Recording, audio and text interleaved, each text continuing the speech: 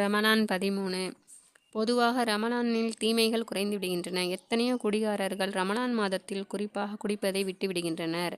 சுப்ஹானல்லாஹ். இவ்வாறே மற்ற பாவங்களும் பகிரங்கமாக செய்யப்படுவது குறைந்து விடுகிறது.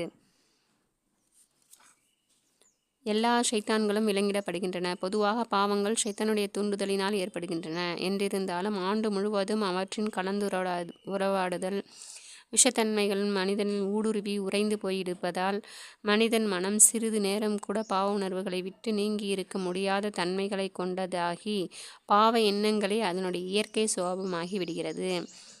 ஆகவே 11 மாதங்கள் ஷைத்தானுடைய உறவாடலில் இருந்த மனம் ரமலான் மாதத்தில் ஷைத்தான்களின் தொடர்பின்றியே பாவங்களை செய்ய தயாராகி விடுகிறது.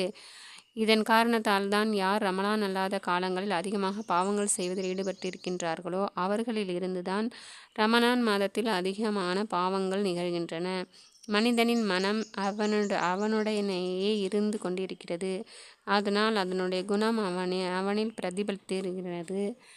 எனவே நம்ம இந்த இன்ஷால்லாஹ் இந்த மாதத்தில் பாவம் செய்யாமல் அதிலேருந்து விலகி குடியிலேருந்து விலகி குடிக்கிறவங்களாம் இன்ஷால்லாஹ் அவங்க குடும்பத்தை பிள்ளைங்களை அல்லாஹ்வை முதல்ல நினைவுக்கு வச்சு குடிக்காமல் இனிமேல் இந்த ரமலான் மாதத்தோடு குடிய விட்டுட்டு நாங்களும் நீங்களும் பாவம் செய்யாமல் நிறைய நன்மைகள் நோன்பு பிடிச்சி நிறைய நன்மைகளை இப்போதைக்கு எல்லாம் எல்லாத்தோட நம்ம நேர்க்கும் தௌஃபீக் செய்வானாக. ஆமீன்.